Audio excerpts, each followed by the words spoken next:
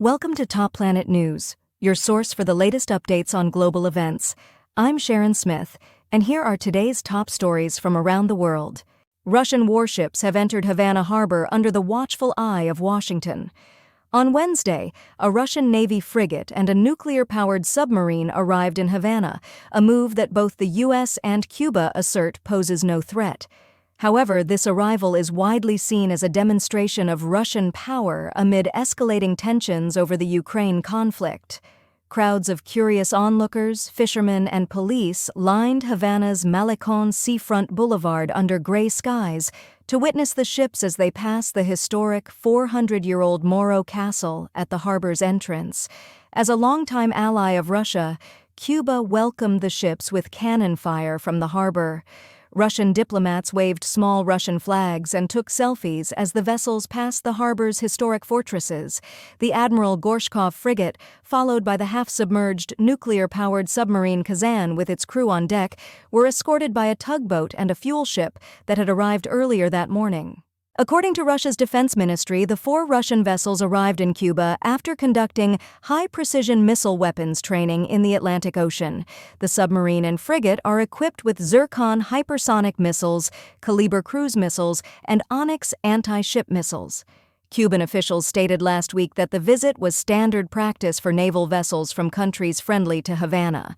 The Cuban Foreign Ministry and U.S. officials confirmed that the fleet carried no nuclear weapons. The U.S. monitored the Russian vessels as they neared the Florida coast but stated they posed no threat. White House National Security Advisor Jake Sullivan described such naval exercises as routine, emphasizing that there were no indications of Russia transferring any missiles to Cuba, though the U.S. would remain vigilant. Havana is located just 100 miles from Key West, Florida, home to a U.S. naval air station. This visit comes as the Biden administration considers the extent of its support for Ukraine against Russia. William Leogrande, a professor at American University, suggested that the presence of Russian warships is a reminder from Moscow that it can challenge Washington within its own sphere of influence. The visit also coincides with Cuba's worst social and economic crisis in decades, marked by severe shortages of food, medicine, and fuel, and growing public discontent. Leogrande noted that this situation evokes memories of the Cold War, but unlike the past, Cuba's current alignment with Moscow is driven by economic necessity rather than ideological affinity. Historical context is significant in Cuba, especially regarding its relationship with Russia and the former Soviet Union. The Cuban Missile Crisis of 1962, which brought the world to the brink of nuclear war, is a notable example. Today, the two nations are strengthening their ties once more. Cuban President Miguel Díaz-Canel visited Russian President Vladimir Putin in May, expressing support for Russian forces in Ukraine and affirming that Moscow can always rely on Havana.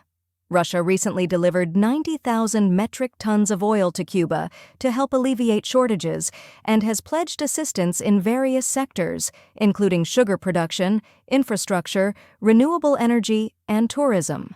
The arrival of the Russian ships was a significant event for many Cubans.